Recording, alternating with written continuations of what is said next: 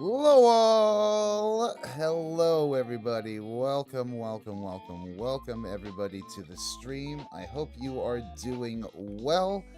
I am Rezi Orangi, y'all's favorite music loving orange catboy. That's fuck. I fucked up my own intro. I am Rezi Orangi, everybody's favorite orange catboy that loves music and loves spinning long yarns about it. So that was close enough, I guess. Welcome everybody. I hope you are having a fantastic I guess what first day of March. Jeez. Time is fucking passing by already.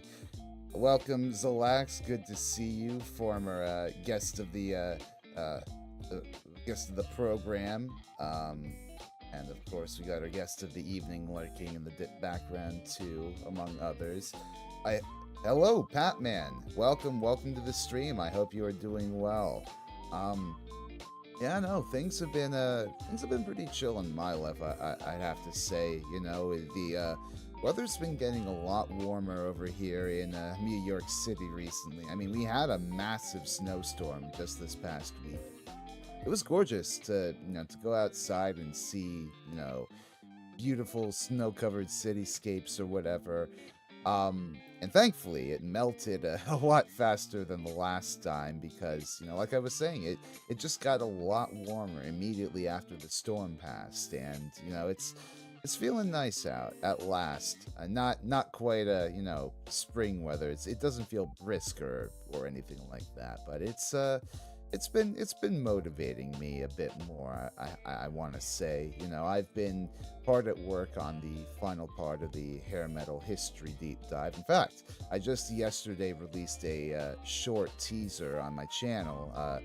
Hopefully, advertising a March premiere. I'm hard at work on basically the final section of the essay right now, and I'm going to be doing like a final pass through. Try to tidy up everything with audio, with visuals and all that. Hopefully in the next week or so. And when I do that, I'm going to be streaming that process on Patreon. Just to give y'all over there, to give any of y'all who sub to me over there, a little extra thing before the episode drops. But yeah, no, that's been happening for me. Not a lot else musically has been going on in my life recently. Unfortunately, with that storm, a practice that one of my IRL bands had got unfortunately shit canned. I was supposed to do like vocal recording with another band of mine, but unfortunately one of our members had something come up, so we're looking to have to reschedule that in March. It's unfortunate. First few months of the year have been kind of lonely for me in that, a lot of my social life kind of revolves around my bands, and maybe that's unfortunate, side effect of me sequestering myself in my apartment trying to get this damn glam metal deep dive done. But like, it's been a very hermity first quarter of the year so far. Hopefully after this deep dive gets finished, I'm still gonna work on stuff for the channel, but hopefully after this deep dive is finished, I can actually take some time to myself and build up my connections IRL, as it were. But all that rambling aside, I think we can get on to our guest of the evening. I believe I got this guy as a recommendation from Zalax in the chat. The last time I did one of my interviews with him, he actually, I think, I got that recommendation from Zalax, but I discovered Nekotomoton before. Sorry, my guest of the evening beforehand. I saw. I noticed his profile on Blue Sky. He's this cat boy that has like a guitar on his back. Fascinating sort of musical design, and it got me wondering what his deal is. I reached out to him wondering if he'd like to be a guest on streaming. It wasn't till recently that we were able to connect and arrange something like this. But I'm looking forward to today's conversation because not only is he into synthy music as his avatar might imply, but he's also very heavy into singer songwriter stuff. He's very heavy into heavy metal. So it's good. It's going to be interesting seeing where all those influences converge. So, would you all please join me in welcoming to the stream Nekotomoton? Welcome, man. How are you doing? Hello, hello. Thank you so much for having me. I'm doing good. Doing real good. Of course. That's great to hear. So, usually I like to start these streams off and opening the floor to my guests and letting them speak for a bit on where they come from. So, like, what sparked your passion for music? Because it's one thing, right, to sort of have music as like a casual thing in your life, sort of have it in the background as like mood music or whatever. Another thing entirely to be a catboy that makes your own sort of, music for your streams, music for Spotify, whatever. Like, where did that journey start for you? I wish I could say, but no, I'll make it interesting. That's fine, man. Music literally popped up in my life completely at random, probably when I was like 4. Mm. Like no one in my family was musically inclined. My parents, I think my grandmother may have played acoustic guitar a little bit, but Okay. no one in my family was musically inclined. And allegedly, one day me and my mom were walking around at a thrift store when I was like maybe 4, and I crawled up to a baby grand piano that was being sold there, and I could just play it. And there's no reasoning why. I guess just the spirits vexed me or something, I don't know, and I could just play it. And it astonished enough people that like even my mom was like, if he asks for instruments, give them to him. Because we got to kind of nurture this. So you were just a savant out the womb. Jeez. it would seem that way. You see, to say that would almost mean that I'm a good musician. But I'm decent at playing by ear, which is what I've done all my life. I've always played by ear. Even like guitar tablature and things like that, I've never been good at. But to my detriment, I do admit, like there have been times where I've had opportunities given to me, and I'm just like, I can't read this. Oh shit! Fair. This guy can't read music. So you've never really like performed with sheet music or in like ensembles or anything like that? I could follow notes okay when I did choir.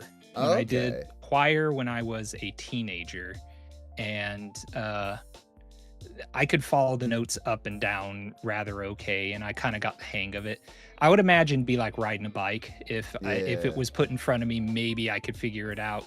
But I'm kind of the same way. I used to do choir myself back in like middle school, high school, and I got pretty good, I want to say, at like sight singing, like sort of getting the vibes of like what note is what just by looking at them. But it's obviously it's like a muscle. If you don't flex it with time, it really atrophies. Oh, absolutely. Vocal in general teaches you so much, even that you can use instrumentally. It teaches you so much about harmonizing and build up and things like that, and intensity. And like I do owe a lot of what I learned to create through choir, actually. And a lot of people would find that kind of odd to correlate with playing instruments and things like that. But it's much more, I don't know, it's organic that way. You feel like your instruments are your voice and they're a part of you a lot more. And you're able to create the way that you would with your voice. I don't know. It's a much deeper connection that way. And I owe that to choir, I believe.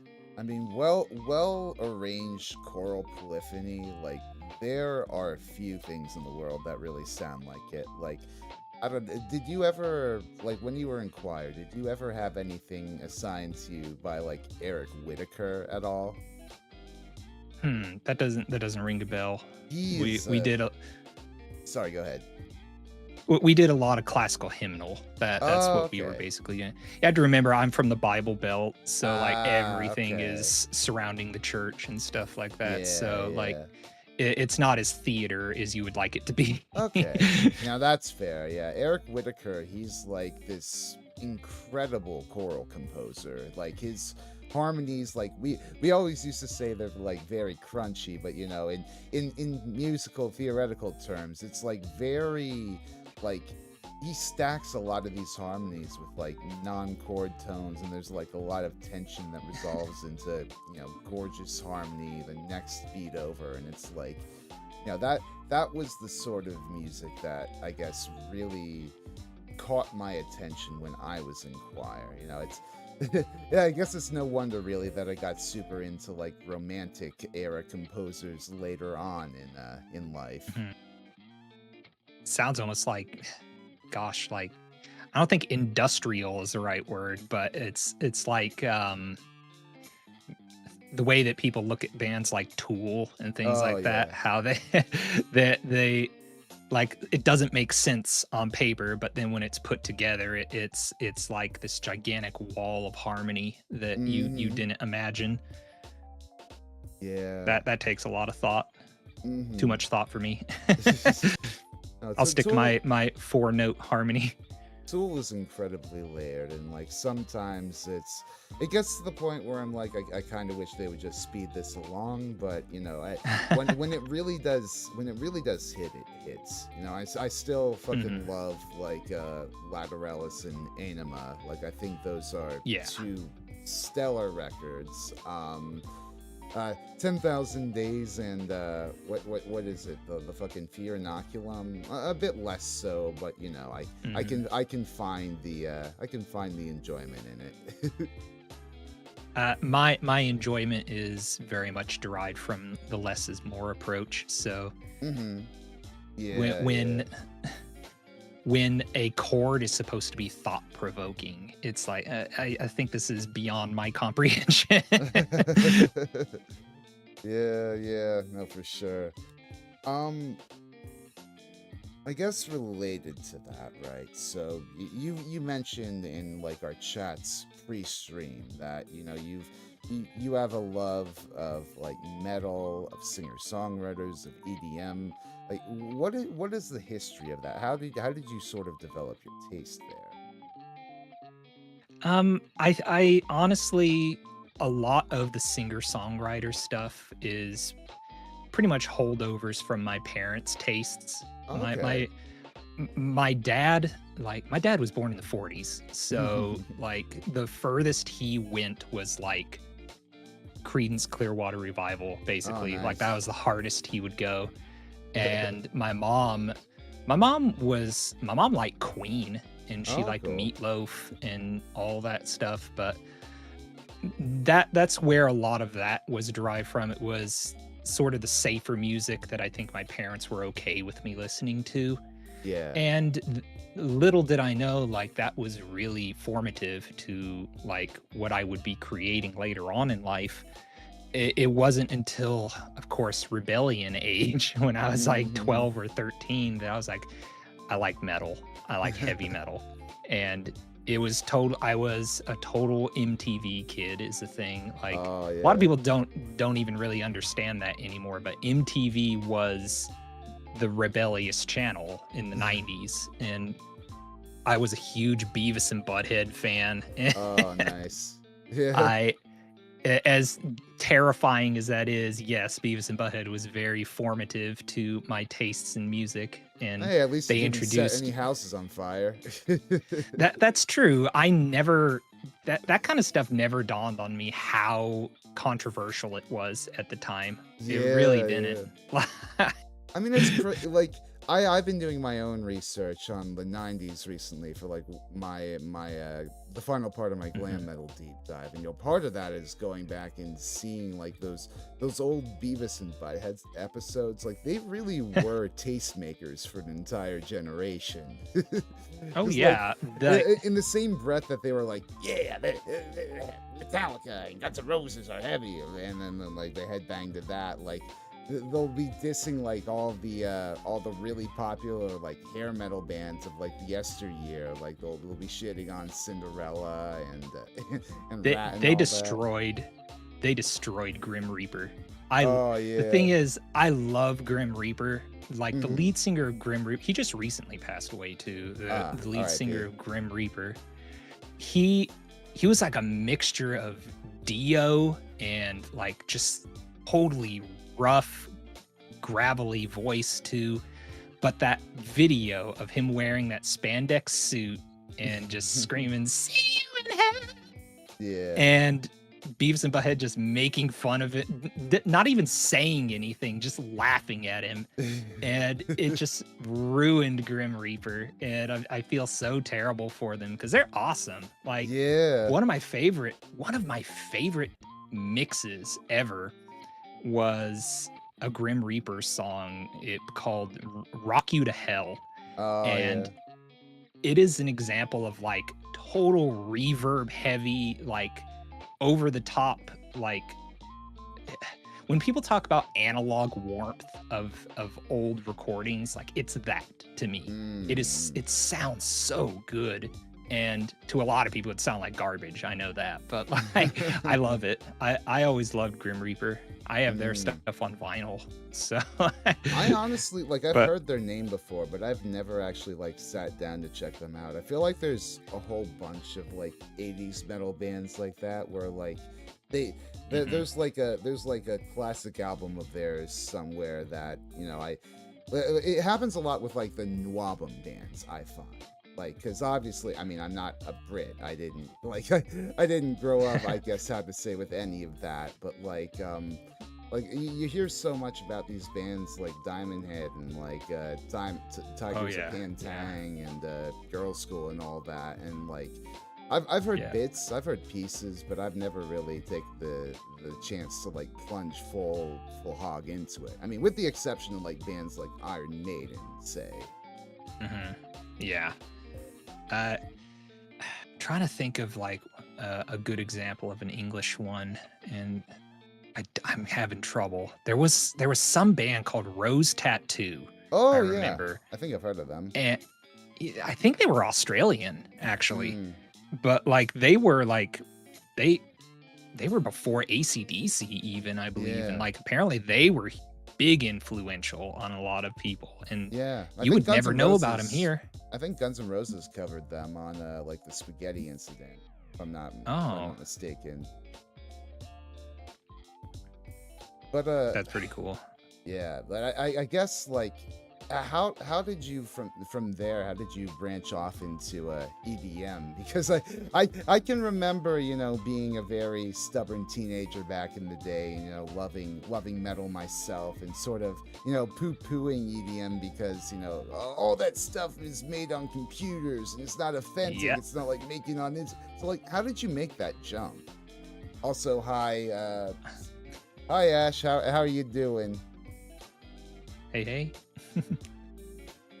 So for me, EDM came about so late in my life because of exactly what you said. I was kind of a hard ass about a lot of stuff like that. And honestly, a lot of it was just I don't want to say I fell out of love with it, but like it was being a part of, quote, the metal community, unquote, for so long. And being bitter, definitely. I was just very bitter about how things worked out for me personally in the whole band scene here in the Carolinas. It just wasn't a good scene is the thing. And, part of it is my fault too, that I wasn't cut out for it. Yeah. But a lot of it was just, it's you seek other things, otherwise it's like what you said, you're going to lose it. If you don't use it, you'll lose it, kind of thing. Yeah. And there was legitimately a time where I was like, I don't think I'm going to be a musician anymore. I can't do this. Like, Yeah. it's so frustrating, and you run into so many dead ends and stuff like that, and you end up doing so many things you don't want to do because you think it's going to turn around in your favor, and people will be like, well, now it's time to help you, and it never Yeah. comes. And for me, it was literally like, I can't quit. I love music. I love being an artist, but I don't feel anything for this anymore. And that isn't to say that I don't feel anything for metal anymore. It's just to say, like, I was in a rut. I was definitely in an absolute chaotic rut. Yeah. And I Just ended needed up to find just something new. I purposely seemed to delve into things that I at one time completely shunned, where I was like, this is kind of lame. It's kind of corny. I don't like it. And then I tried it, and I tried composing it. And I was like, this is hard. This is so hard. And this is not the push of a button like I thought it would be at all. And I ended up eating crow on it, where it was just like, this is hard, and I owe these people an apology. And I guess it became an obsession in a way, trying to figure out, what are they doing here? Because I couldn't read music, and good luck giving me a tutorial, I'll fall asleep. And so it was literally me just playing for 2 or 3 years, just trying to figure out, what are they doing? What are they doing here that makes this sound? And even to this day, I don't have it. I don't have it down pat. But you have your own workflow now. Like, you've sort of figured out just from experimentation, like how the sausage is made, so to speak. Yeah, definitely. And I know there's people who would probably listen to and say, this is really elementary, but like, I don't know, for starting from zero, I don't think I'm doing too bad. Honestly, work within your means, work within your experience, and you'll end up with something you're happy with. And I mean, at the end of the day, I mean, you've made, you've made like your own album, you've made like your own BGM and stuff. At the end of the day, if you're satisfied for your own purposes with it, that's all that really matters. That's true. And honestly, and that did kind of dawn on me when I was thinking about, gosh, what are we going to talk about today? It did make me think, I really don't want people to take away from this chat that I'm bitter, or that you need to give up on your dreams or anything like that. Because honestly, the crux of all of it is that, sometimes your dreams don't come true, but something even better happens. And it's not that like I'm a millionaire, and it's not that I'm famous or anything, but I'm satisfied. And I remember specifically a time where I just wasn't satisfied, and I was disappointed, and I was gonna quit. And now I don't feel that way. I feel like, gosh, I can't go a day without coming up with something. And that's, I'm not a millionaire, but I'm rich in spirit. Hey, that honestly counts for a lot. Since you've like gotten into EDM, has it kind of given you a bit more appreciation for more like synth laden metal, like stuff like maybe like progressive metal bands like Dream Theater or whatever, or like any other sort of like synth infused metal? Most definitely. And that's something that only recently, like I'm talking this year, like January, I finally made the decision that I was going to revisit a bunch of old metal songs that I had written. Nice. They were power metal, speed metal, and power metal songs And I had written them specifically with the idea it's all guitar. It's Mhm. all guitar, all drums, as simple as possible. Like I Mhm. wanted Slayer meets power metal, basically, Oh, as nice. dirty and simple as could be. But now I find myself looking back on all of those recordings and thinking like, how would I fit synthesizer inside of here? How Oh, would neat. I turn these leads into a synth lead? And it's boggling.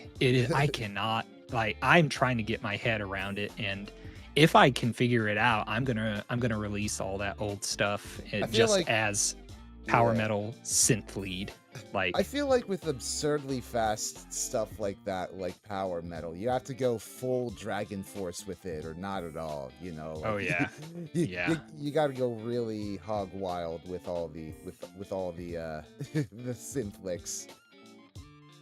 It does my heart so good to know that Dragon Force like finally got their flowers in a way Oh where yeah. like I mean, I remember it, man. I remember being in the trenches as a Dragon Force fan, and people hated them.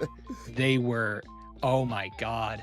I I mean, went to a Dragon Force show, and even the security there was talking shit on them. Like it was rough. I mean, I will say I've had a bit more of a soft nostalgia for them, like since the early days because of the Guitar Hero games. I was big Mhm. into rhythm games as a kid, and that's what really got me into like rock and metal starting out. But like Nice, nice. like Dragon Force, like it's a fascinating situation where they weren't exactly the best live band for a while, but they were able to get these fucking blistering cuts in the studio of like the most batshit like fucking power metal soloing ever. They finally got in-ears. That's apparently what it Oh, was. yeah, That yeah. tightened them up so much they finally got in-ears. They stopped using monitors, floor That'll do monitors. it. That- So Dragon Force for me was like it was an epiphany. oh Like yeah. when I heard Dragon Force, because for years so remember I grew up listening to like Queen and Meatloaf and Right, stuff right. like that and rock opera essentially. Yeah. But I loved high speed stuff. I loved faster Metallica. I loved Slayer. Yeah. I even like I remember Halloween too and stuff Oh like that. yeah. But like when I listened to Dragon Force, it was like heaven's light, beaming on me. I found it. I found the sound I've been Oh looking for yeah. all my life. And to a lot of people that's hilarious, I know, but like to me, like I had been searching for that forever. I Hey, remember there was this for me it was. interview Sorry, go ahead. with there was this interview of Iggy Pop where they were like what does how should music sound? And his response was music should make you feel like you're flying while dinosaurs rule the earth. And to me that was what Dragon Force was. It felt like you were flying and just the world was below you, I mean, and I I loved it. relate to that, like in sort of finding music enlightenment in a silly band. For me, that was King Gizzard and the Lizard Wizard. Like, for, uh for the longest time, right? I was super much. I was very much I want to say like even like when I went to college and sort of mellowed out on my whole born in the wrong generation attitudes, I was very much like a classic rock guy, like alternative rock guy, very much sort mhm. of traditional in my ways of or like retro, how to say, in my ways of listening to music. But Yeah. then I got like super into like the Australian psychedelic rock scene and King Gizzard in particular. And that's really what sent me on like a rabbit hole, like exploring like all these different like psychedelic rock bands that are around Mhm. nowadays and just like falling in love with how like these modern rock bands have sort of like taken the core of like what was made back in those bands of the 60s and the 70s. They've taken that and they've infused it with their own sort of whimsy, their own sort of charisma, and like they'll just like mash genres at whim. Like, you know, it's super popular over in Australia for them to take like synth and like sort of infuse it into their own rock sounds. Mhm. And that's something cool because like I remember a time where you just couldn't do that. You just weren't Yeah. allowed. The court of public opinion would not allow you to mix genres like that. You Oh have to yeah. choose one or the other kind of thing. Yeah. I And mean, I'm really glad it's like that now. I always liken it to like I think it was like I remember learning this particularly in like music history or whatever, but I think it was like back in the day before we had what you know what we consider now the classical period. There were like all these elements that sort of you know developed into all these different like styles of writing music or whatever. And like what Mhm. Mozart's big contribution was to music history was taking all these styles and mashing them all together into like what essentially became like baseline classical music from then on, like going into the romantic Mhm. era and beyond. It's like, It's fascinating. Mozart is fascinating that way. That oh yeah. like he was the celebrity of his time, and Mm-hmm. like there like he a lot of people don't realize he was a kid. Like he Oh was yeah. literally a child. And just the stuff he was creating and the way he changed the world. He was an upstart. Like people would see him as just like, oh, that's just nerdy classical music, but no, he was a rock star. Oh Like yeah. he was the rock star of his time. Like, speak of rock stars, fucking Franz Liszt, you know, Listomania. Like, women were literally throwing their underwear at him, and he was just doing like piano recitals. Yeah, I'm working on that. Yeah, no, it. I'm so glad that I got into classical music like back when I was really digging into like music theory and stuff and music history in Mhm. college. I don't so much listen to it these days, but you know it is stuff that I'm glad to have had the chance to really appreciate. Yeah, I was heavy into classical and opera at a very young age, and it was another one of those things where like my dad had to literally be like, "Did do you really like this?" And I was, yeah, why wouldn't I like it? And Yeah. so, okay, and like from that day forward, we're listening to opera and stuff like that, and I'm thankful. I'm thankful my parents were never like, he's not. We can't have him listening to this and stuff like Yeah. that, and like they didn't get it, but they were okay with it, and I'm thankful for that. That's good. So how do you discover new artists these days? Are you like the sort that still relies on like algorithms on like streaming platforms, or do you tend to try and like take more like organic recommendations from like friends? It's algorithm stuff now, and Okay. I do admit like that it's yeah. I'm not a complete luddite, but like there are times where I'm like, do I really want to rely on Spotify and YouTube and stuff? But I've been lucky. I've been lucky Yeah. that a few things have popped into my life that like I otherwise wouldn't have known about. I had a job like gosh 2 years ago where Hmm. I was just in the back of a kitchen all day long, Oh yeah. and they let you wear earbuds, Hmm. and like I just had Spotify on all day, and of all the things that I wanted to listen to back there because it kept me going, it kept me amped, and like I wouldn't get too tired listening to it, was actually like bubblegum techno and stuff like Oh. that. So like really hold on a second. My cat just knocked my headphone out of its cord. Hold on a second. Okay, I'm back. I'm back. You're fine. You're Uh, fine. um but like just through going to that, like I knew about bands like, again, I think I mentioned this to you, and this will make a lot of people laugh. Caramella Girls, who are like known for the caramel dance and stuff like that. They actually have a huge backlog of music and stuff like that. That's really fun and really like old school 90s techno feel. And listening to that, Spotify would recommend all these other strange European and Japanese bubblegum pop bands and groups and things like that. And like, I'd never heard of them at the time. And like, I kind of owe that to like being like, this stuff isn't bad. Like, it's and a lot of people would never make this correlation, but techno in a way is very, very relative to power metal in that it's essentially like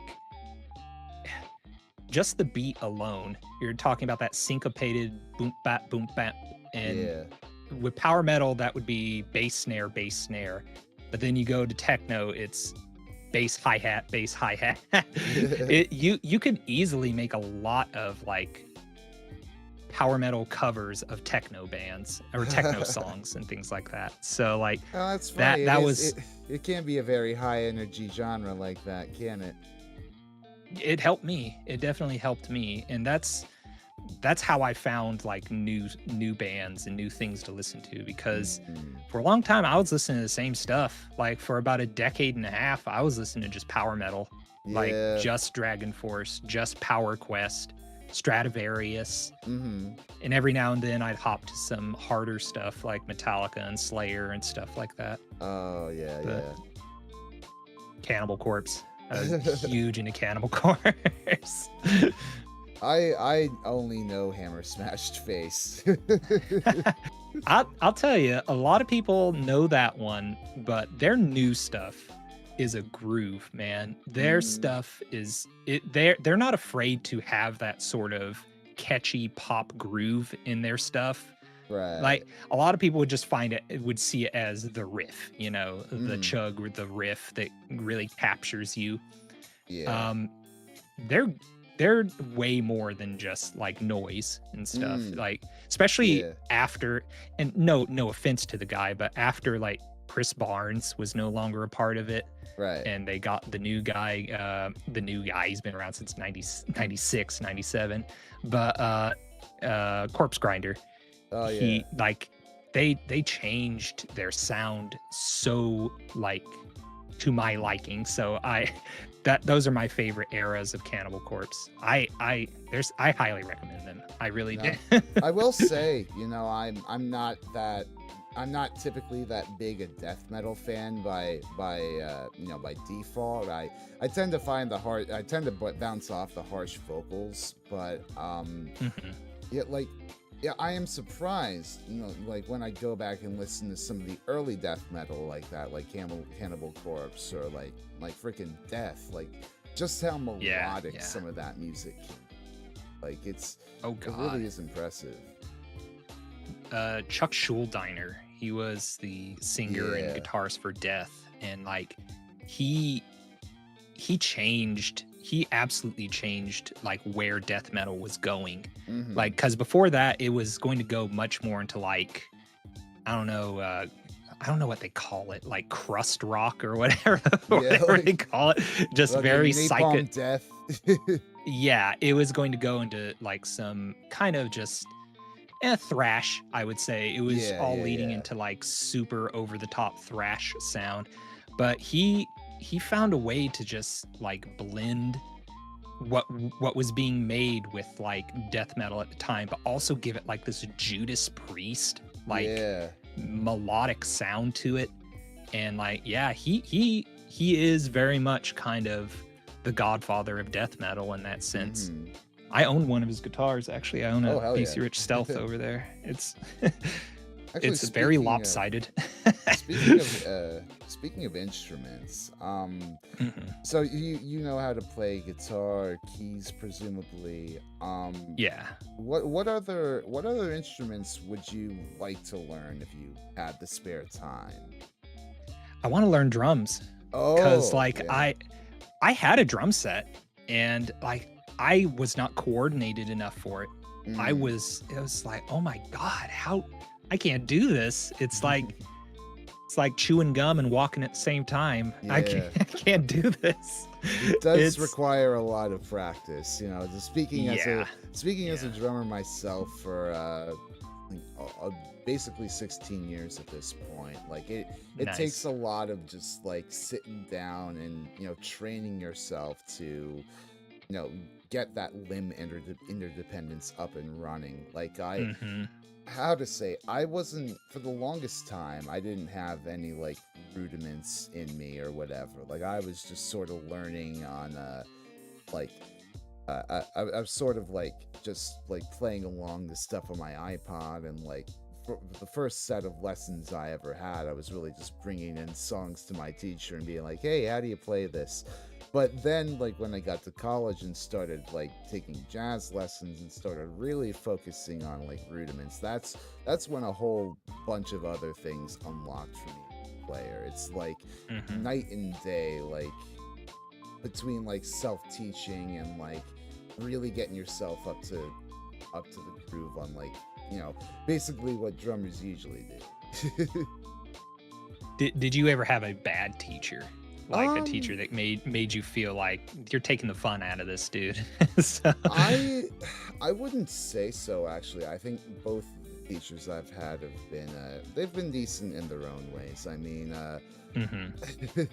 the the jazz guy was kind of funny in that like he's just very sort of bubbly character to him, very sort of, well, he was like half bubbly, half lecherous old man in a sense, but very very interesting guy, very fucking skilled as a drummer too. Unfortunately, he's no longer with us. May he rest in Oh, peace. But he he really did up my chops as a drummer, and I have nothing but nothing but praise to give him. that's good. I'm glad. Uh, my I had a piano teacher. I had a piano Mm. teacher for 1 year, Oh and yeah. after being with her, I was literally like, I don't think I ever want to play piano again. So, like, she found a way to take all the joy out of it. uh Like it was not fun, and not surprisingly, after that moved on to like electric guitar and bass yeah, and things like that. Violin, even, I was very good at. yeah. um I tried cello. I was not Okay. as good at cello as I was at violin, but like I I I tried just about every instrument you could give me. I tried a lot of woodwinds and stuff like that. Oh, okay. Reed reeds. I fucking suck at reed. Oh my god. I I can't figure that out. I cannot figure out a reed wind instrument to save my life. Yeah. But I was good at like recorder, actually, like the stuff you're given like in grade Yeah. school to learn like Hot cross hot buns. cross buns. Yeah, Oscar, hot cross buns. But like I found a way to make it sound like a Celtic whistle and stuff like that. And Oh, that's awesome. like people like people in class would get mad at me because like he's playing it wrong. And like the teacher would be like, he's playing it better than you. I But I have an ocarina on my desk that I bought like at a con like last year uh-huh. that I've been meaning to pick up and like fiddle with for some time, but I don't know, the inspiration never really strikes. It's just kind of cool to have a blue 3D printed ocarina in sight. They're fun as hell, man. Like and here's one thing: if you're a singer, they're really good for building up lung strength, like wind Oh. instruments and things like that. Mm. Man, I could belt it out when I used to play my recorder all the time. Probably annoyed the hell out of everybody playing it all the time, but it helped my lungs. It really did. It strengthens your lungs, and That's like I cool. highly recommend that. Ugh, that's awesome. Well, kind of like you, I don't think I could ever really get used to playing anything with a reeded instrument, but I do miss those days of playing the recorder. Um, so So now, as I've mentioned, you've already put out a few singles and an instrumental album on Spotify. How did all those projects sort of come about for you? So the first songs that I released actually were ones that I had had sitting around for a long time. They were things that I had just come up with sort of for fun, basically, just Okay. to see if I could even do it. Yeah. And the God's honest truth is I couldn't. I could not do it. And I ended up actually going to a website that I've worked off of. Actually, I have worked commission off of it before. Mm-hmm. It was like it's like a Fiverr like website. Okay. But it's all musicians. And I ended up getting like an actual producer to make a lot of the stuff that I had in mind for my demos and things. Okay. And I released two singles. One was Star-Crossed Love, which is just a cute little happy hardcore kind of song about meeting an alien and falling in love and stuff like that. Uh-huh. And the other one was actually a song that I wrote when I actually started making friends as a VTuber. Oh, hell yeah. And I felt this childlike joy inside of me that I had not felt in decades because again, I had grown kind of bitter from the music scene and stuff like that. And Yeah. it was a song about like just how good it feels to have friends again and people who don't expect anything of you and don't want to, screw you over essentially. Try not to sound completely bitter, but like, yeah, Oh, I mean, there's still plenty of folks like that in the VTuber community too, but you just kind of learn. I've heard about it. You just kind of learn to find your people, in your niche. I find. Yeah, there's no doubt there are a lot of people out there who may be in this for the wrong reason, and I won't dictate why they should be VTubers. Right. I wouldn't dream of doing that. But at the same time, like if your plan of action to get to where you want to be is to use other people as stepping stones and grandstand all the time and call people out, and I don't know, man. It's childish. I gotta remember, man. I'm 38. And I've seen it all, and it's gotten to the point where like I do feel like an old man who just does not care anymore. Hey, yeah. When you see the stuff that sets some of these kids off, you're just like, that bothers you. That's what you're going to ruin someone's career over, and it's like, ugh. It is very ridiculous.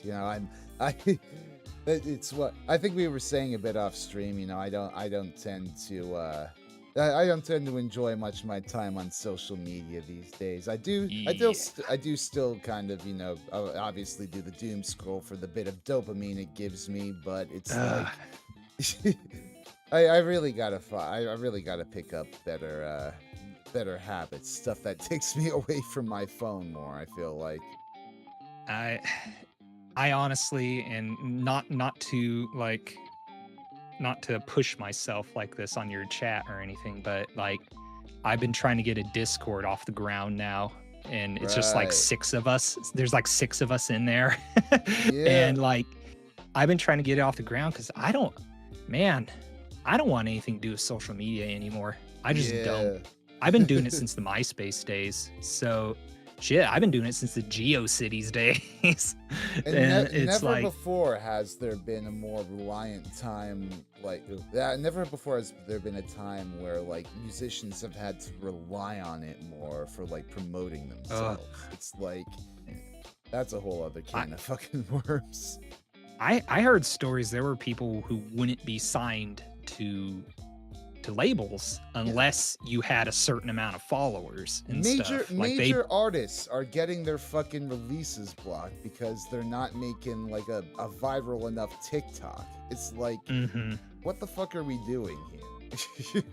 It's not what I signed up for, And that's I do understand like the premise of being a musician has changed decade by Mhm. decade. But like, I don't know, it goes to the point where you're no longer a musician and Yeah. you're an entertainer. You're playing the part of a musician and you're a character essentially. Yeah. And I don't know, like I mean, there's always a place for that. I mean, that's how Nekotomoton came to be in general. Like Right. I I thought up Nekotomoton in 2013, Mhm. and originally it was a character musician, like because again I had tired so much of the metal scene Right. that like I was like, if I were to create an alter ego to perform as, like what would it be? And Mhm. I came up with this sort of mixture of Frankenstein meets a Vocaloid and stuff like that. And Mm. it it never really got off the ground. It never got beyond demos and things like Yeah. that.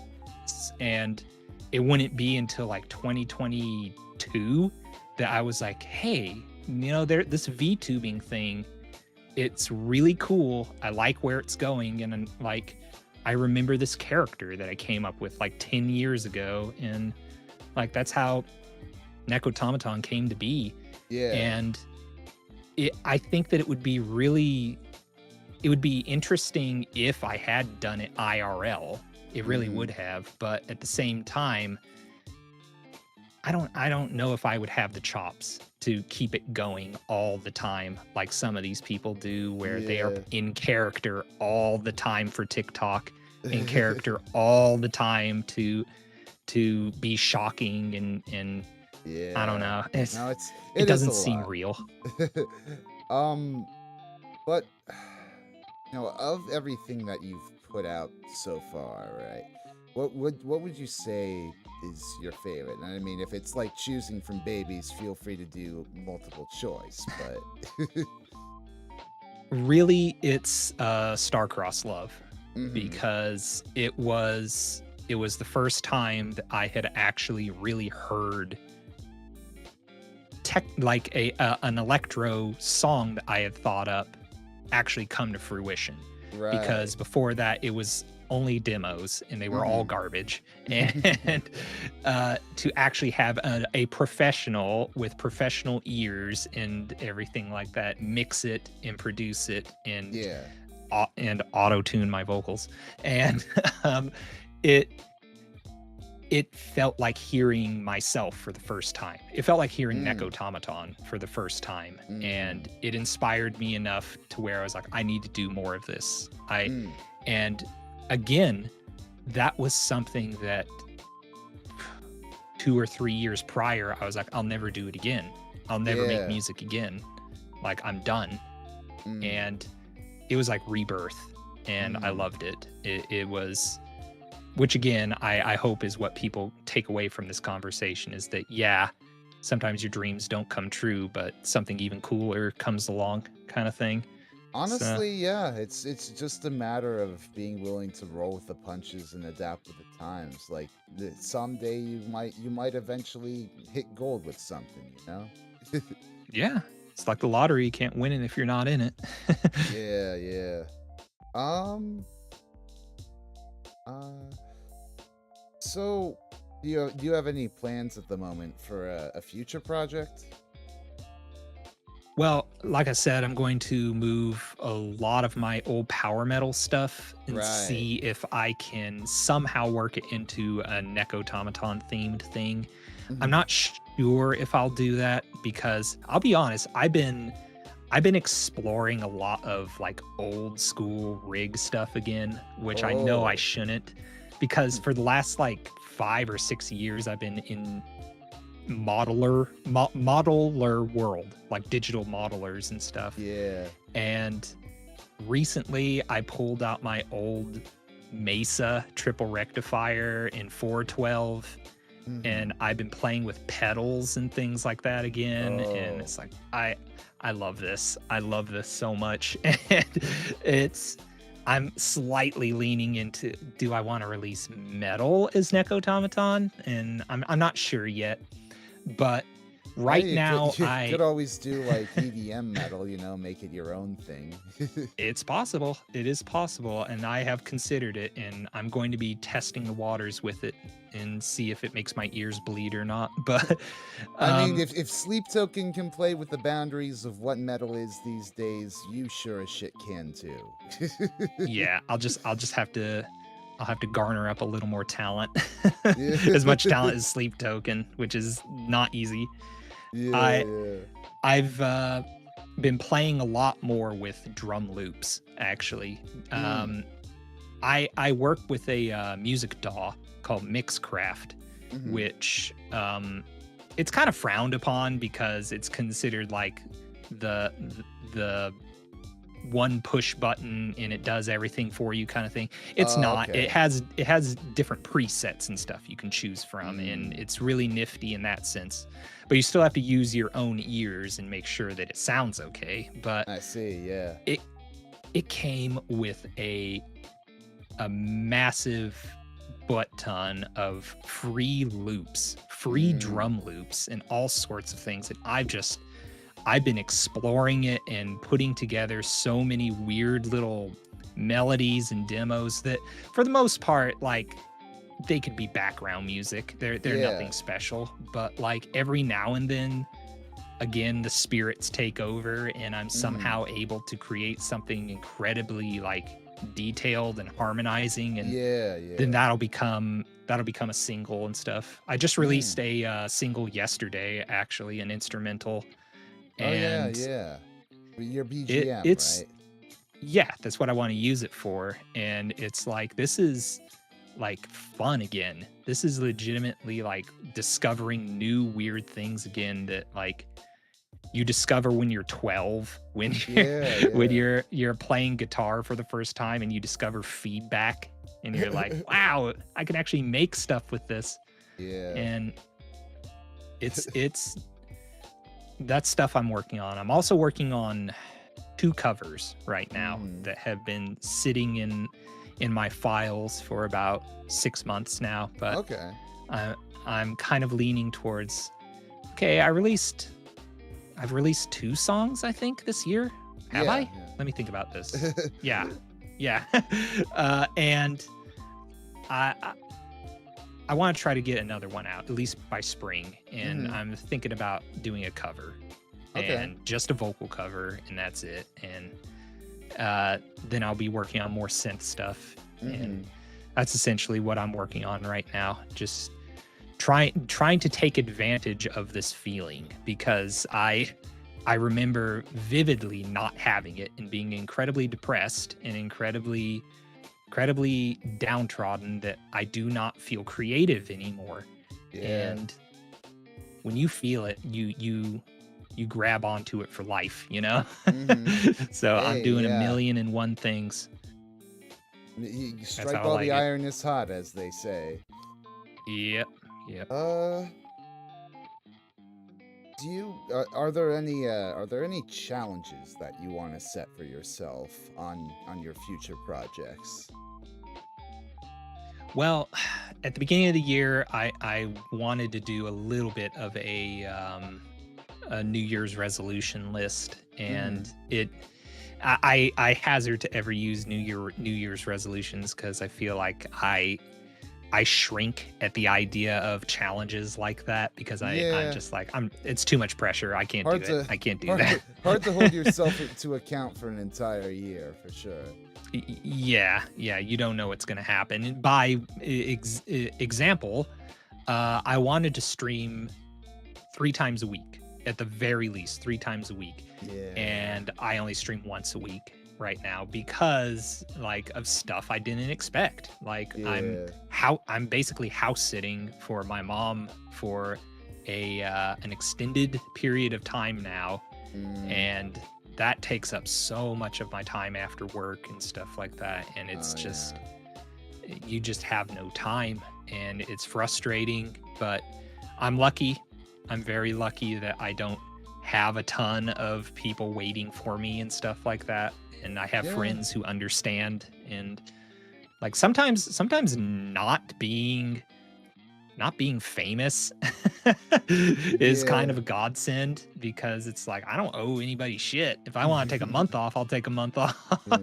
So, No, like, yeah. it's honestly good to have an audience that appreciates you for the quality of work that you put out, to the point where, you know, they don't mind waiting, you know, however long it is before you release something again. And God knows it's been like fucking 10 months since the last long form deep dive I've released on my channel. And, you know, ever since then, I've just been like sort of streaming here with these music talk streams, and, you know, keeping them posted, you know, letting them know that the video is still fucking alive. But, you know, otherwise it's just like it's just me trusting that they'll be, you know, around for the finished product. And that's a good thing nowadays, because like people want their entertainment now, and they don't want they want it yesterday. And if you're not there, you do have that anxiety where it's like, are they going to be there when I come back? And the thing is, and this is a hard thing to accept, because like we're kind of our own worst critics and we kind of always think the worst. But like, would you even want someone like that in your community, you know, who all it takes is you missing a stream or not uploading because you're literally taking care of your elderly mother's house, like, and they're going to unfollow you or talk shit about you, or, you know, whatever, make a big deal. I'm unsubscribing. It's like, do you want that kind of person in your community? It's like, it's weed them out, you know? Yeah. No, I'm very much fortunate that I've got a bunch of people subscribed to me for me. I mean, I would hope so. I mean, I know I've got a huge chunk of my subscribers starting off early on from this like deep dive series I did into Kiss, and there's still quite a few people in my crowd who are all like, "When are you gonna do another thing on Kiss?" And I'm like, "I will eventually. I not now." I mean, it's like, I don't know. Not a popular opinion, Kiss Unmasked era, my favorite. I love 80s Kiss. I would not blame you for having that opinion. Honestly, like, there is some pretty damn good music from 80s Kiss. Especially like the first few albums, like, you know, Lick It Up, Adrenalize, Asylum, like, that's some pretty damn good hair metal. But then you kind of get into the weeds of Crazy Nights and fucking, oh my god, Hot in the Shade. That is a shit show. But Turn on the Night. That is my favorite. That is a good one. That's my favorite Kiss song, brother. I love Turn on the Night. I don't care. I can dig that. If I could get as high as Paul Stanley, I would do a cover of Turn on the Night. I would. Oh my god. So, oh yeah. So, have you gone to very many concerts in the past? You know, rock, EDM, otherwise? Any fun concert memories? I haven't been to that many in a long time, a very long time. We used to have a venue here in North Carolina. It wasn't in my town though, and it got shut down in the 2000s, so like mid 2000s. So I only got to experience a little bit of it. So then after that, I was going out of state for stuff all the time. So it was an adventure every time. Right. The absolute moment I realized I want to be a performing musician, which again, that's kind of wavered over the years because of just bad experiences. But for me, it was going to see Dragon Force in Asheville, North Carolina. Okay. It changed my life. It really did. I showed up at like freaking 9 o'clock in the morning, thinking there was going to be a long line, and there wasn't. There was like a long line 30 minutes before the show started. So I was sitting there at the ticket booth all day, freezing my ass off, and the lead singer ZP Third came trotting out, Mm-hmm. and he was like, "What the fuck are you doing?" He has this thick South African accent. "What the fuck are you doing here?" I was like, I'm waiting for Dragon Force. He's like, "You're ZP Third, right?" And he's like, "Yeah, I'm ZP Third." And it's like, I was like, "Can I get a picture with you?" He's like, "Okay." And I hold up my little flip phone and take a picture with, and my hands are shaking. And I'm like, I'm sorry, I'm nervous. And he goes, "Oh, there ain't no need for that shit, mate." And we take the picture, and he goes walking back off behind the building, and he says, "So what are you going to do for the rest of the day?" And I was like, "I'm just going to sit here and wait for the show." He's like, "Oh, you sorry motherfucker." And he just walks off. But I also met Sam, their guitarist. I waited at the front door so long, like Herman Lee had a security guard come out and give me one of his picks. Oh, that's cool. And then I caught two other picks. I caught Sam's pick, and I caught their bassist at the time, Fred, his pick. And front row and center, brother. And awesome. it changed my life. ZP Third gave me a high five right in the front row, spit in my face. It was like a dream come true, man. And that changed everything. I was like, I want to do this. I want to do this so bad. Then I took a taxi cab back to my motel, and they dropped me off at the wrong motel. I was like, I guess I'm sleeping here. It is like, you know, it is astounding, like what the vibes are like when a live performance goes off incredibly well. You know, like I'm in like two different bands right now in the New York City area, and like both sort of had different vibes to them, but like one of them is like this super heavy sort of grungy stoner metal adjacent you know, sound, and like whenever we're at full blast playing to, you know, a decently packed room, the vibes are immaculate. You know, I love like going to local shows and like having that intimate experience. Yeah, that kind of thing you feel for like 2 days afterwards. Not just because your ears are probably ringing, but like, it's a high. It is like a body high that does not go away. And then when it does go away, you get kind of depressed. It's like, man, I want to go back. I want to go back, kind of thing. Exactly. Like I wanted to follow Dragon Force. I was going to be like, I'm going to follow their bus all over the country. Oh my god. Because I want to experience this every night. And yeah. I unfortunately don't think they quite have the culture of the Grateful Dead, but you know, at the time, perhaps they would have, because like it was at the height of Guitar Hero. So like maybe a bunch of us teenage nerds would be chasing them around, and like they would probably much prefer like hot groupies or something, but they'd end up with us freaking chuds following them around. Like it, yeah. I think that Dragon Force definitely has weathered like the storm. Actually, it sounds like a Dragon Force lyric, but they've weathered the storm in that like they stuck to their guns. They absolutely stuck to their guns, and they went cornier. They went even cornier through the years, and like they never got harder. They never grew beards like everybody was. These guys need to grow some beards and be manly. And it's like, nope, we're fucking nerds. We don't care. It's like Primus power metal, essentially. That's fun. Nerds don't care. So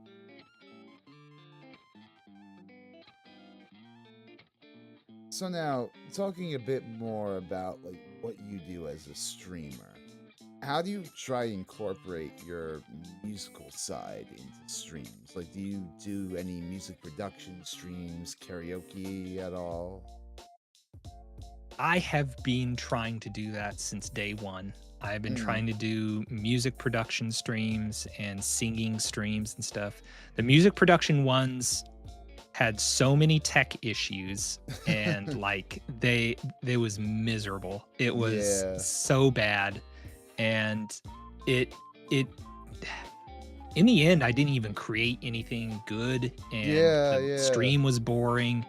Who knows, it may be like a muscle. You gotta work on it Yeah. and get better at it. But I was just so put off by it that I was like, oh shit, did I create this character and I can't even make music for people? And I feel like it takes a specific type of, I feel it's like a specific amount of endurance, a specific type Mhm. of like VTuber that's able to like focus in both on their work and their chat at the same time. Like otherwise it can be very hard to juggle both.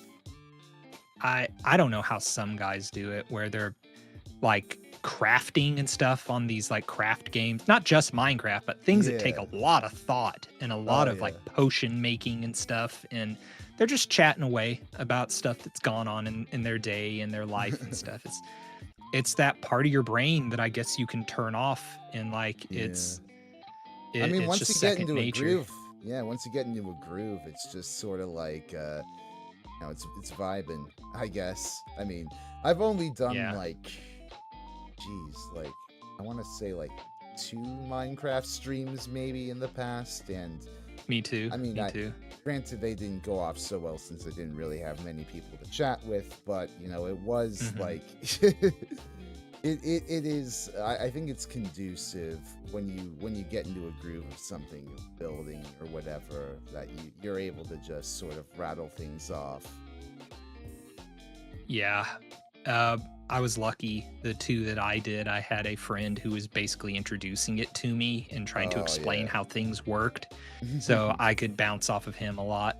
And like I was very, very grateful for that. One of the like very eye-opening moments for me when I was like, wow, I have friends in this community. I wasn't even able to really make friends being a musician, being in Yeah. bands and stuff. That like they were just there one day and gone the next kind of thing. And Yeah.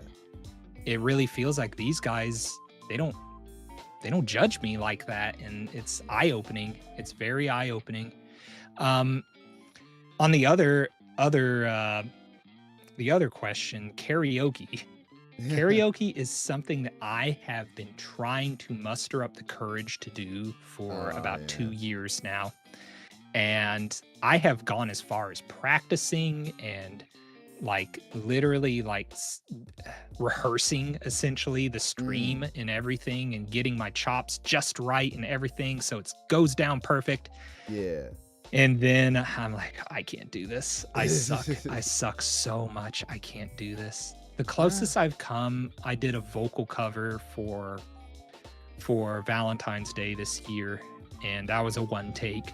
Mm. And that that you can hear it in my voice. Like that's not vibrato. That's Yeah. me being incredibly nervous and like, but it's something I want to do because I sit around when I'm working and I just imagine it. I just envision it. I'm gonna do this. I'm gonna do Yeah. this, and it'll come.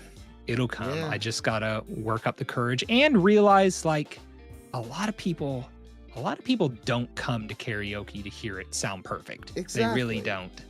Like They come there for you.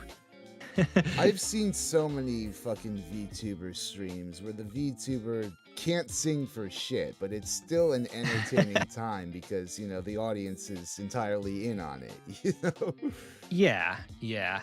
Like, I think my feelings would be hurt if people do start talking shit in the chat, but at the Yeah. same time, I'm like, well, what the hell do you guys expect? You know, it's I Yeah, yeah. if I push it hard enough, I'm really nervous. I'm really nervous. Maybe they'll understand that like, oh, he's nervous. Let's not make fun of him. But Mhm.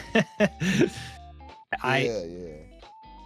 I think it'll happen. I really do because I've planned it so much. I've made so many different set lists and things. Mm-hmm. And I think honestly, what it's going to come down to is me doing 1 or 2 songs Right. every other night or something like that, and building up the courage Mm-hmm. before I do a big set or something like that where I sing like 10 Yeah. songs in a row and stuff. And Yeah. I need to start small. That's what it is. I Hey, need to start small. if you're a variety streamer, you could do like a little segment like that before you go off to play like a co-op game or whatever. That would be interesting. That would be interesting. I would try to do it before I do a game so that I don't blow my voice out, because I do have a habit of, people have said I sound like Beavis. Like when I get really like Yeah. I start to sound like Beavis, and I do need to like hone in on it a little bit and practice a little bit, and then do it first and then do a game. Because Yeah. if I do it afterwards, either I'll talk myself out of it, I'll be like I'm too tired, or I'll do it and I'll sound like shit and I'll never want to do it again. So Yeah. Um. So, like, when you stream games, what is your favorite game to stream? you know, at the time when I first started, it was Fall Guys. Mm. Oh God, Fall Guys, man. I loved Fall Guys. That was a game I could turn my head off with. I could just chat and do what I need to do. Yeah. And they changed so much about it, and it Mm. became just a shit show, man. They had like Uh, they had a thing where like kids were making their own levels, and like you'd have to play them, oh, and there was like a God. skibbity toilet level and stuff that you couldn't finish, Oh, and Lord. like everybody was just running around for 20 minutes trying to figure out what the hell you do. And I ended up going to let's see, there's Fall Guys and there's Stumble Guys. There is like their Chinese competitor. Right. And right. that's okay. Recently I was on it and nothing but bots were on it. So Ah. like nobody was playing it. But Don't they have like isn't there like Sonic Rumble now, which is just like Fall Guys with Sonic? there is, and I wanted to give it a shot, but I don't know if my PC could handle it. Oh, It said yeah. that it needs Windows 11 and up, and I'm still on a Windows 10. Yeah. So I'm not sure if that's a hard rule or if I can get by with a Windows 10. I'm gonna keep I'm it not real sure. with you, Sega. I am not upgrading my PC to Windows 11 to play your games. Pretty soon we're not gonna have a say in the matter, dude. I When know, we're I'm- renting I'm computers. I just fucking hope that the vibe coding AI updates that they've got going on will be over by then. I don't know, man. It's the bubble's got to burst first, and Yeah. I don't know.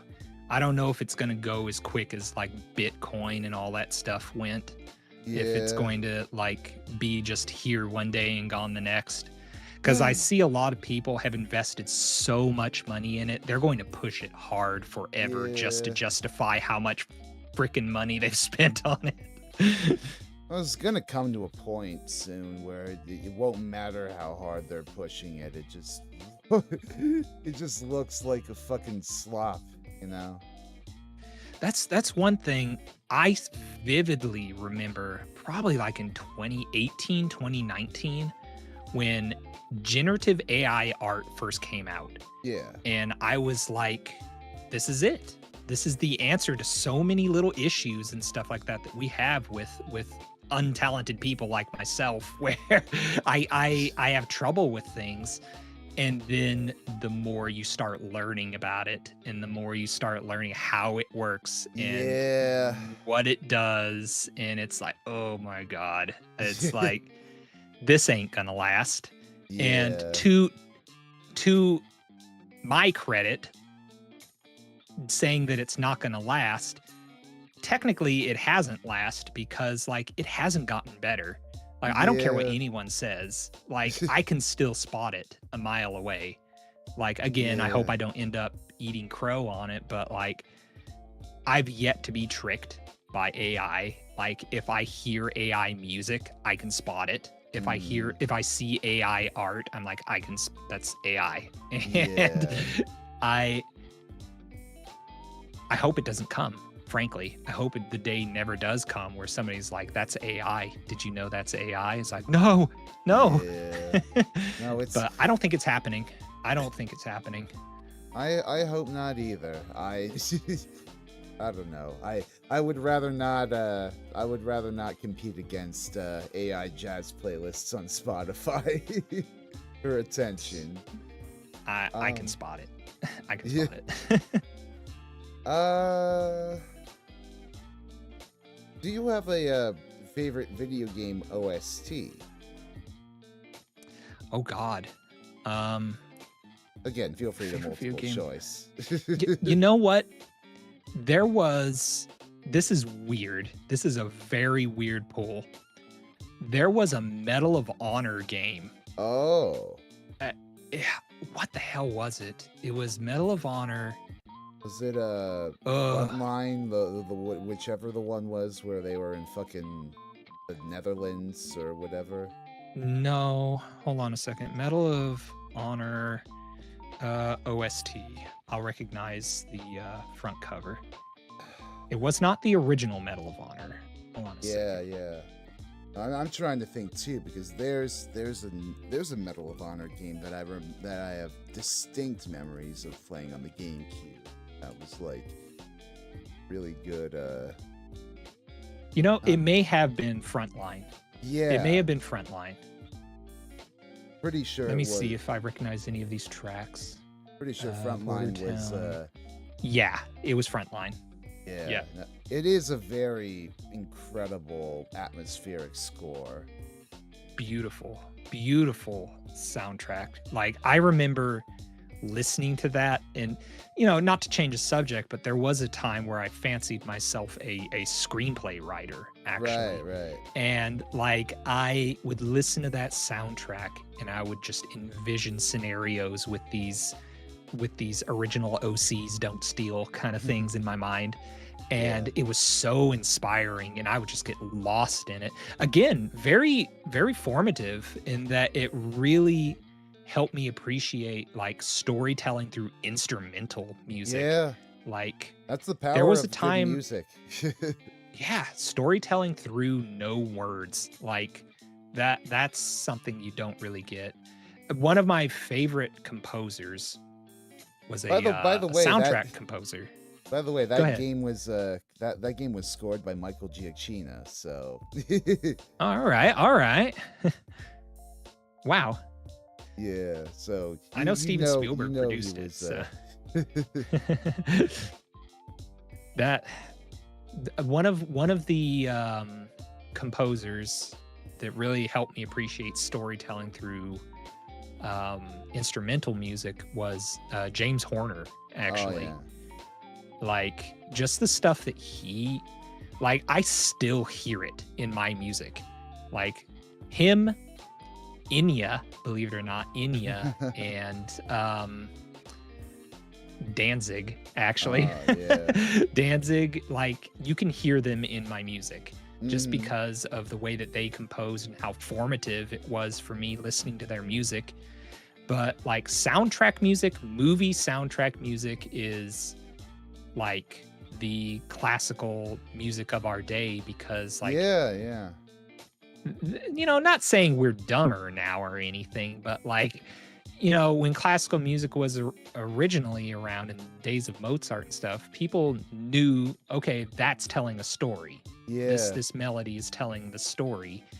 And nowadays it would be a little bit harder not knowing the story. You'd have to use your own thought process of like, what does this mean? Why does it suddenly do this in the song? No, it very much is a case of a spoonful of sugar makes the medicine go down. I mean, like, not to say that, like, how to say, like, sometimes slop movies have slop soundtracks too. Like, I couldn't tell you couldn't tell you half of the shit that the Marvel films do, like, music wise, but a link of chain slaps a timpani, and that's basically it. But like, Uh, Alan It can. Silvestri did the original Captain America. Oh yeah. That was good, and you can spot it too. You're like, that's Alan Silvestri. Mm-hmm. It's like though, yeah. Like that's not to like. I feel like how to say.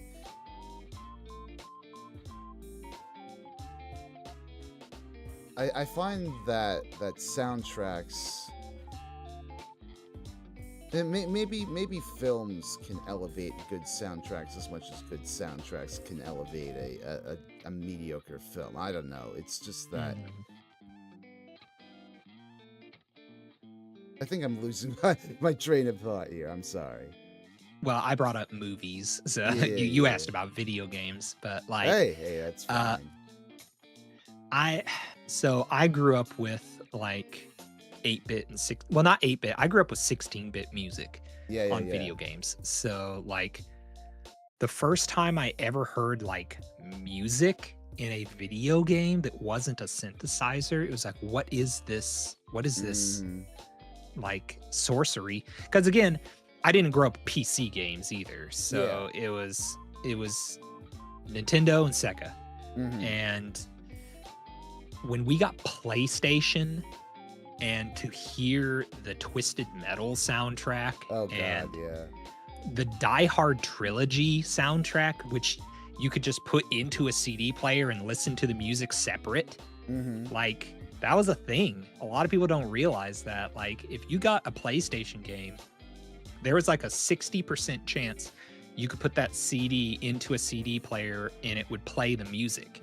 Yeah. And like that's just something that I would blow people's minds. Like, you get a free soundtrack and you get to listen to it anytime you want. It was awesome. I kind of wish I'd been there for like when that sort of switch happened in the 90s. Like I was basically born into the disc era of video games.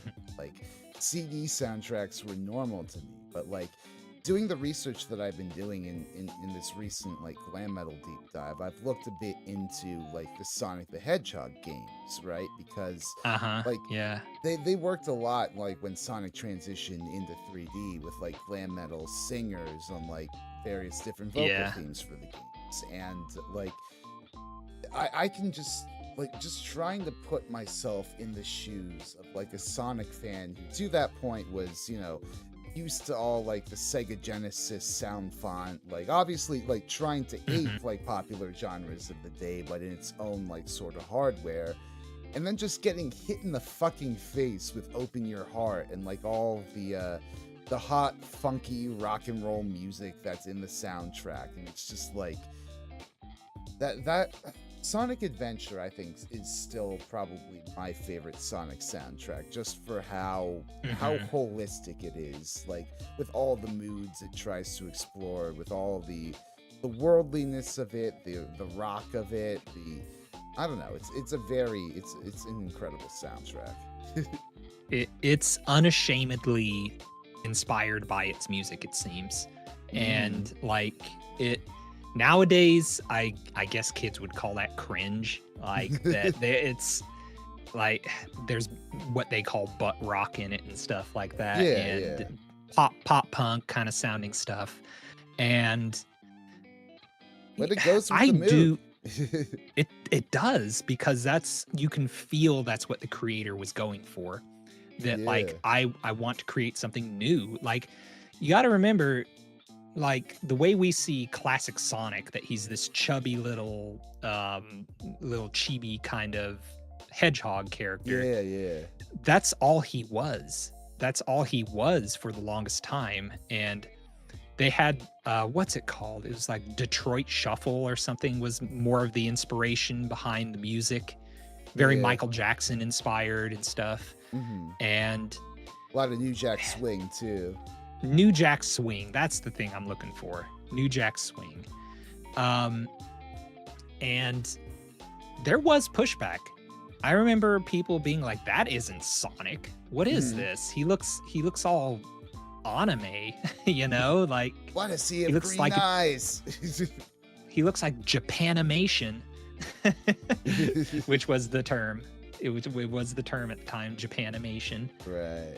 I think it looked great myself. I had a huge crush on Sonic as a kid. So like this was even better for me. But like there was pushback. There was people like, this isn't my Sonic, and you still have that. You still have people like classic Sonic only. Like I'll only ever play him. But like it introduced like, what else can we do with video games and stuff? Can we get rock bands, like actual big acts and pop bands and stuff? And you saw that a lot in like the Japanese productions and stuff. You would see these kind of exclusive Japanese pop stars and stuff show up. They don't mean much to us as early 2000s kids without much access to the internet, but like to Japan it's huge. Like, what? They got Japan X in a video game? What the hell? It's like, wait, X Japan was in a video game? Where? weren't they in a Castlevania? Oh weren't they in one of the Castlevanias? I don't know. I don't think I heard that, but I shouldn't have said that. I should. No. It was just the first thing that came to my mind. Yeah. I feel like they would though. Like I feel like X Japan is the sort of band that would like do a video game score for something if they were asked. Like I know they were on the Saw 4 soundtrack. Oh, okay. It might have been like Larkin Seal or something, or one of those kind of bands. Another Visual K. Yeah, which was, oh my god, dude. That, I have kind of a again, bitter relationship with VK, because that was when I kind of realized, like you said, I was born in the wrong decade. I felt like I was born in the wrong country. Because like I had these grandiose ideas about like, well, these visual bands are getting big right now. We have stuff like Black Veil Brides and other things like that. What was that? Motionless in White and things like that. Yeah. The scene bands. Yeah, the scene and visually inspired bands. And I was like, imagine an American Visual K band that plays power metal. Like, now try to imagine a gay POC, person of color, trying to convince a group of North Carolinian heavy metal rockers, let's do this. Let's dress like this and put on this makeup and hair, do our hair and stuff and make power metal. And that's when it kind of dawned on me that like, I don't like this scene. I really don't like the way people treat me in the scene. And that was kind of the catalyst for me kind of leaving the whole band scene behind, was just that nobody was willing to do anything. Nobody was willing to do or be anything different, because it's scary. In retrospective, it's scary not playing Bodies by Drowning Pool every night. It's scary. It's scary to try new things when there's a chance you'll be embarrassed. And I don't know, I don't want to say something like you have it easy because you're from New York and there's so many eclectic people, but like the Carolinas, it ain't the place, bro. I'm sorry. It ain't the place if you want. I will say, to be different. A lot of people these days, I've heard that, the New York scene is nowhere near what it used to be in the 70s, 80s. Hell, even in Brooklyn and like Williamsburg, they had a little thing going in the 2010s for a bit, but it's like since then, like it's just been like, rents have been raising, like venues have been priced out, have had to close, and it's like not nearly as vibrant or welcoming to artists as it used to be. But it's still a major metropolitan area, and just by default, it has so many more like opportunities than like someone who would be like coming from North Carolina, right? Like, yeah, like not like again, not to diss like where you were coming from or whatever, but Yeah, I can like if I were to sit down and think about it, I feel like I could count on like my like one or maybe two hands how many like North Carolina metal bands I know, right? yeah. We had one big one here in the 2000s, and now they're nowheresville. Like no one, you could not find a single person who remembers them. Yeah. um so then I guess talk a bit more about, your VTubing side. What inspired you to become a VTuber? So again, I had thought up the idea of being a an act, essentially, like Right. being a character on stage. One of my inspirations, of course, was Vocaloid when that first came out, like Mhm. Hatsune Miku, and one of my favorites was like Lin and stuff like that, Okay. and like the different the male Vocaloids. I thought they were so cool, and I I started to think like, how would this work IRL? Like, Mhm. how would you perform like this? Not knowing like at the time they would someday have 3D concerts and stuff like Yeah. that. And I started to think about so you might actually know about him. The guitarist for the Misfits, Doyle. Like, Unfortunately, I'm not that familiar with the Misfits. okay. They're from around your neck of the woods. Okay. So like they're like the proto punk band, essentially, very Right, Halloween right. themed and stuff. And their guitarist has a solo career where he plays guitar and he has a vocalist and stuff like that. But his whole deal is that he's a Frankenstein's monster, Mhm, essentially. mhm. He's a gigantic, jacked dude who plays a gigantic chunk of wood, and just he's dressed like Frankenstein.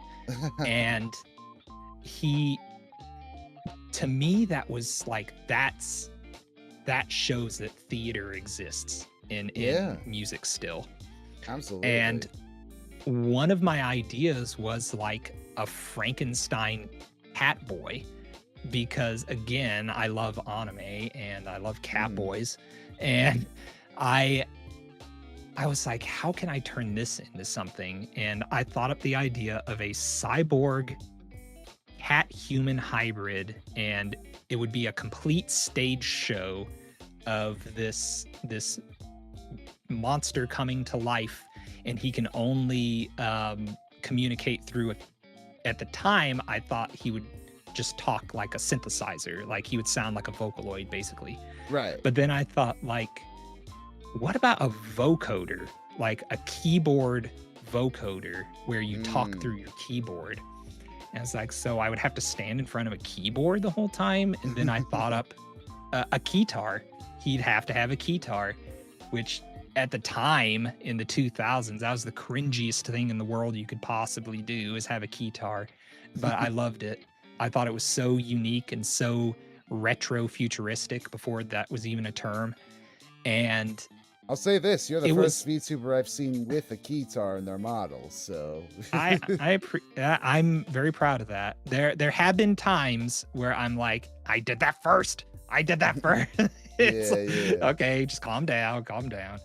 Everybody can have different ideas. I know I'm not the first VTuber to have like cat ear headphones and Yeah, stuff yeah. like that, but like at the time it was unique because of when I thought of it. I thought of it Yeah, in yeah. early 2013, and let's face it, VTubing, it really did not exist the way it does now. Yeah, yeah.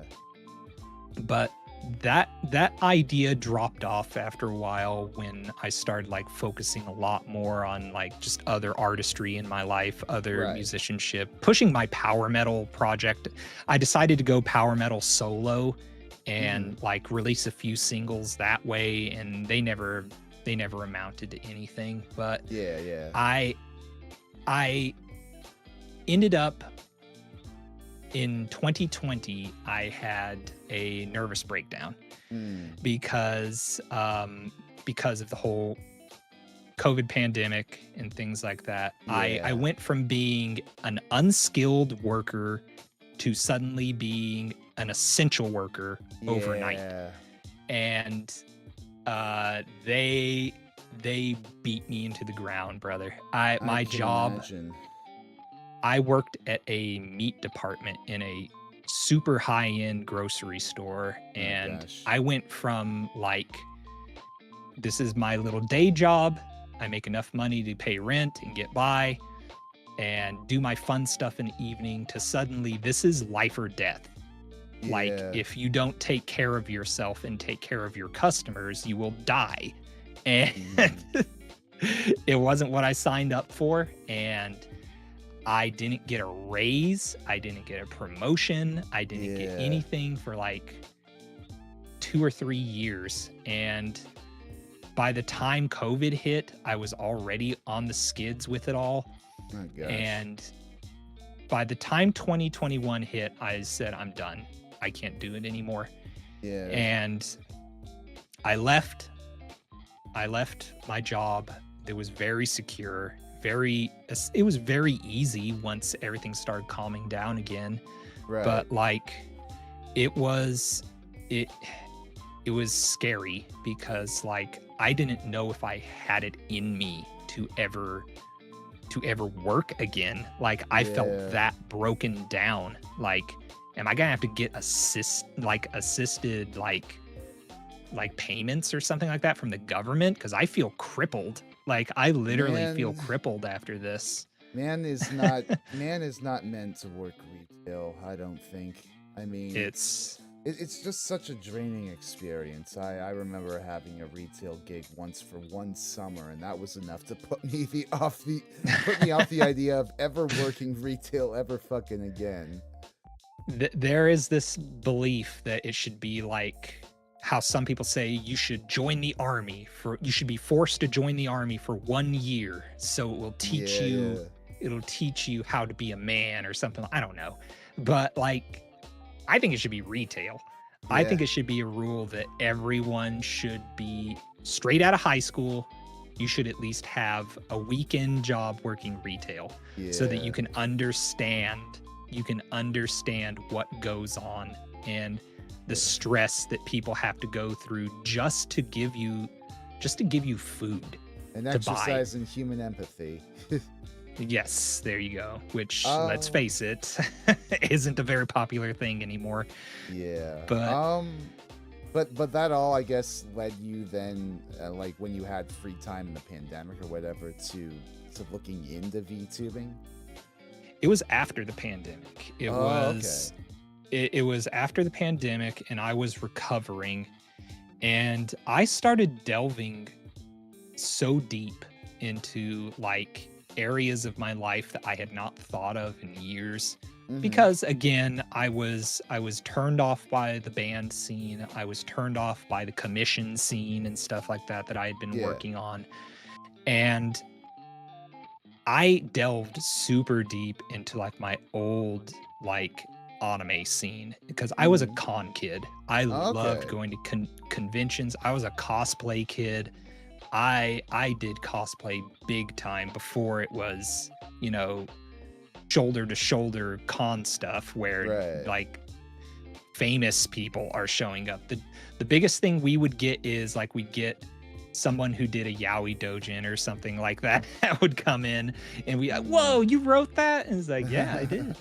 And like, it was different. The 2000s con scene was very different than it is now, but I delved super hard into it all, where I was like, again, not to make people uncomfortable, but like I was heavy into like the yaoi scene before it was a meme and stuff, and it was like cringy and stuff. Were you ever paddled? Yes. Yes, I got the yaoi paddle before like every other oh god, I was gonna use the P word, poser. Every poser did. When it was actually yaoi fans and stuff. I went to Yaoi Con I went to YowieCon in San Francisco, California. Well That's long done. gone. That is long gone. But You, like, you know, I'm not into I any of that stuff for myself, but I yeah, always yeah, I yeah. always enjoy like seeing people on Twitter get super hyper excited over that. You know, the whole meme of the sea slugs and the clinking glasses going past the Yowie. I love those sort of vibes. So, you know, I am all for I'm all for people celebrating their Yowie fandom. I s- I there's a bit of me that grows like the Grinch's heart every time I see someone of age, let me point that out, Right, someone right. of age coming to terms with the fact that like, hey, this is actually cool. This is really cool, and this is the stuff that like you remember your grandma reading like romance novels with Fabio on them and stuff like that, and this is our version of that, and we get to have that. Yeah, And essentially. you know, there's a huge, and I hate to say it because I do like Blue Sky, but there's a huge influx of like Puritan culture and people really pushing hard against yaoi and hentai and things like that. And it's unfortunate, but I have faith. I do have Yeah. faith that people grow up and they realize, oh yeah, adults are allowed to be adults. Yeah. But There's a lot of annoying little liberal, set from a leftist perspective, yeah, tendencies that Blue Sky has. And you know, I dig Blue Sky, but you know, I don't know. I'm glad that I'm not more heavily involved in that. better than Twitter's side, I'll tell Oh you yeah. that. Oh yeah. Absolutely. Um so But I, oh, go ahead, go ahead. what do you hope to do as a musician in the Vtuber community? Like as loaded as a term as this might be, what do you hope is your legacy? I want to create super unique music.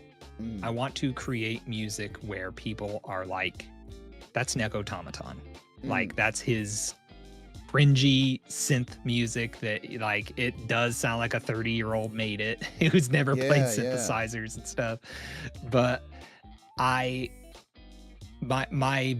main goal, believe it or not, is I wouldn't mind playing it live someday. Oh, I really yeah. see, and that kind of shows you how that never dies in you. It really Yeah. doesn't.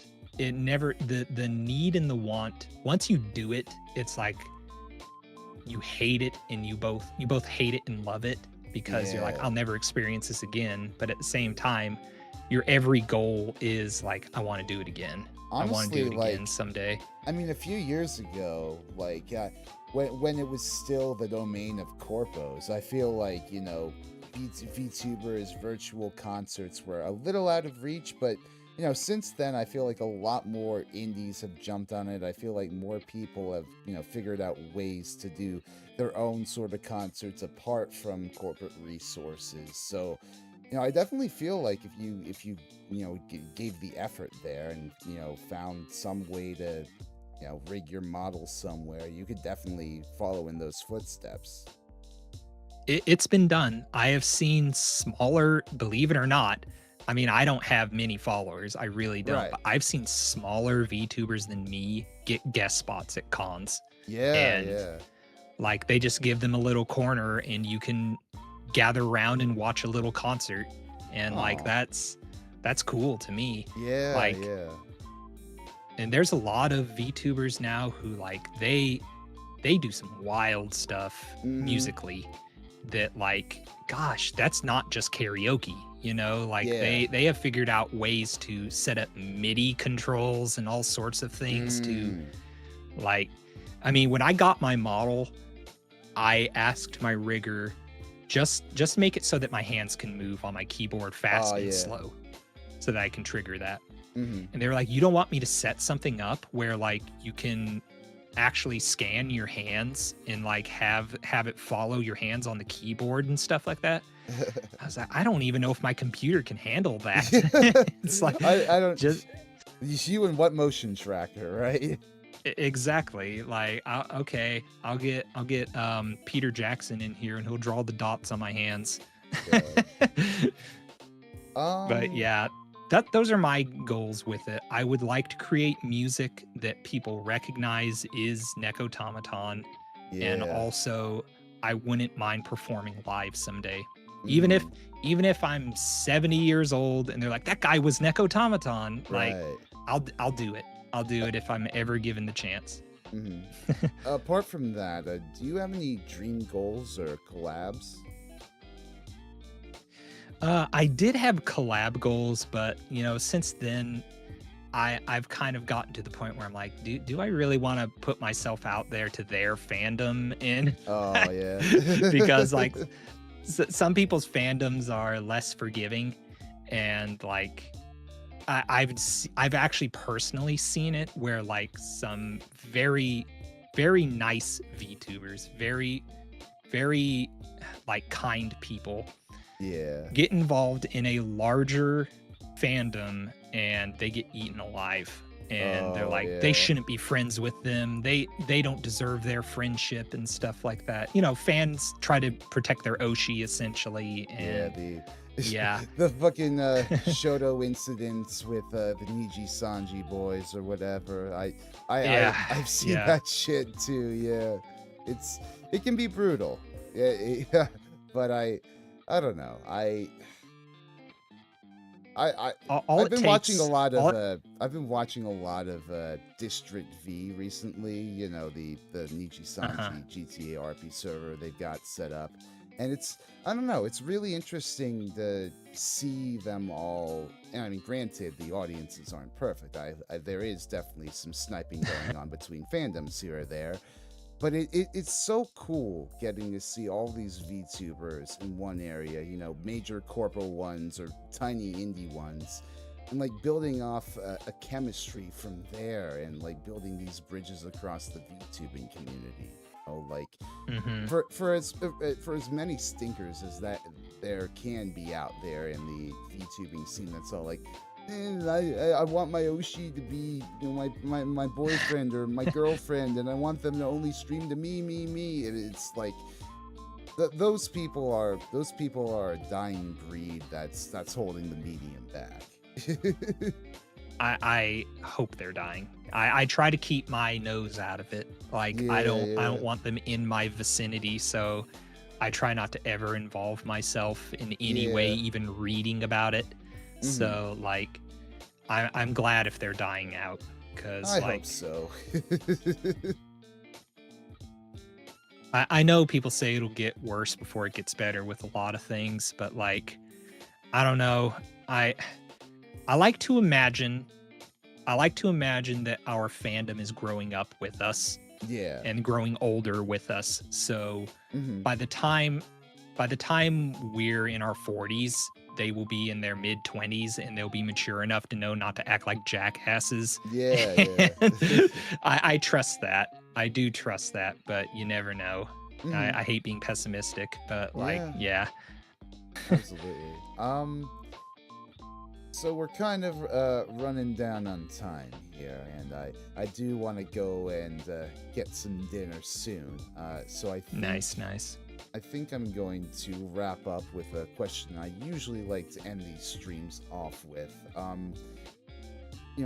Given the shit show of a world we find ourselves in these past few years, something I'm often wondering of my guests is, what sort of music do you like to turn to in times of stress?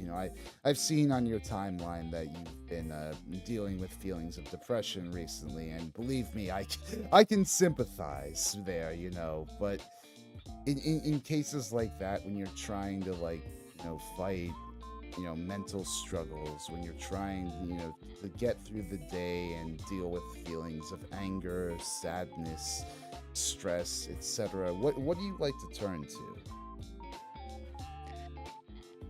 Believe it or not, for me, it's simplicity. A Mm, lot of really, really over the top happy music.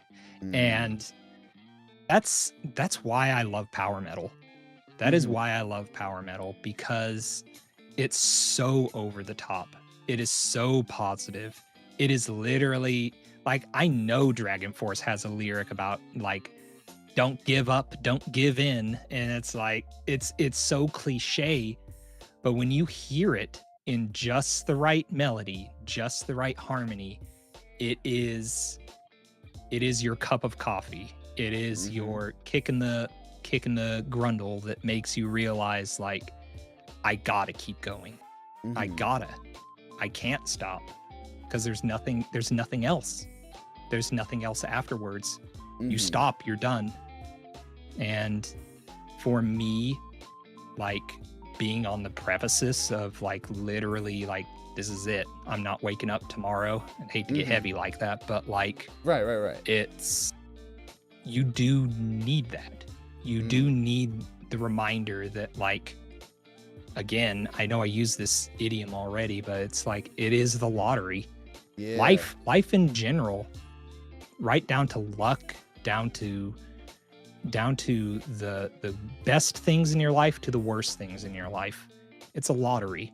And you have no chance. You have zero chance of winning if you're not in it. If you're not in it. And I try to remind myself of that all the time when I feel like giving up on anything, even the small things, that you need to be here.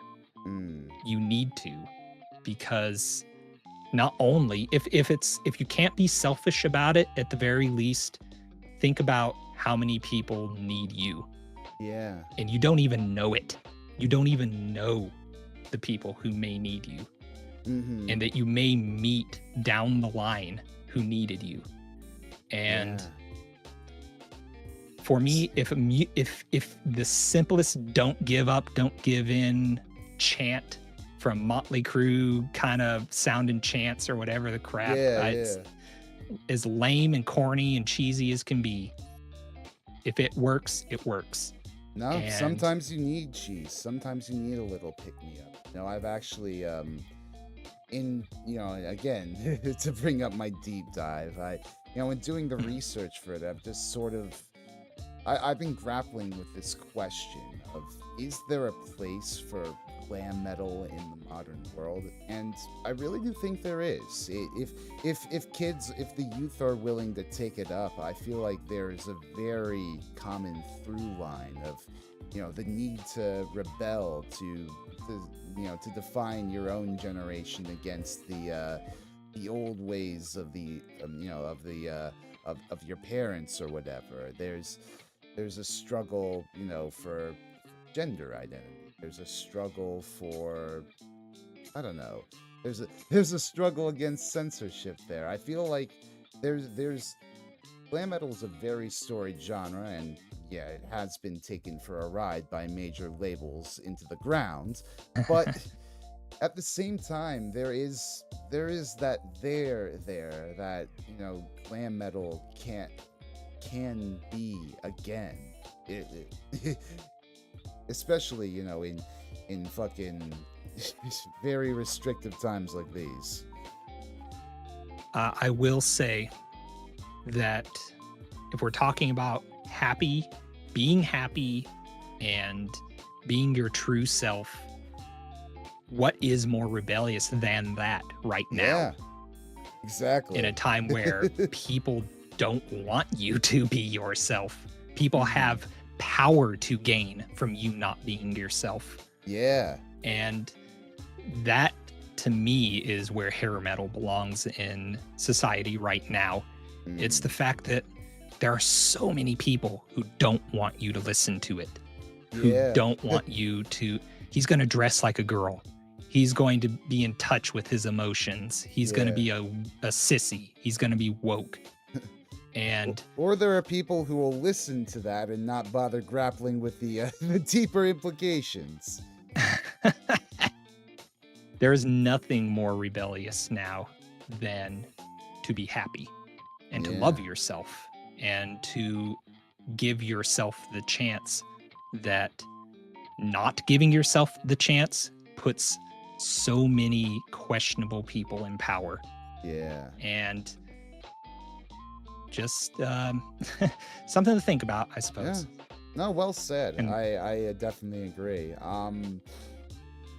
That I guess will bring us to the end of our program for today. Nekotomoton, thank you so much for coming on. This was a very cool conversation. Where can people best find you? you can find me on Discord right now. I'll probably put a link of it to it up on my Blue Sky for you Okay. guys, because that's the only places I even want to be now is Discord and Blue Sky. Fair enough. I was on Twitter for a long time, and I only go there now for hentai artists, and that's Fair it. enough. And that's about it. All And right. I'm on Blue Sky and Discord, and I do updates there as much as possible. Again, it's pretty shallow there, or not shallow in that way, but there's not many people on Discord right Yeah, now yeah. with me. Right. But like, if there's more, I'll definitely hop on there way more often and post more links and stuff like that. Oh yeah. But yeah, that's Well, where I am. Discord and Blue Sky. that's awesome. Well, if any of you are tuning in from my crowd, definitely go check out Nekotomoton. He seems like he's got a very interesting discography ahead of him, and if you're coming from his audience to mine, please consider subscribing to my channel, maybe leaving a like on the stream, comment below, or what have you. All that to help and boost me in the algorithm. I do these deep dives into music history, rock history, metal history, as well as this, Orange Cat music chat series, bi-weekly, weekly, depends on my workflow with the deep dives. But if any of that tickles you guys' interest, feel free to follow along, and I hope to see you in another stream. But all that being said, thank you guys so much for tuning in today. I'm probably going to go, get some dinner immediately after ending stream here, although I think we are going to raid into Vox Akama. He's got his whole.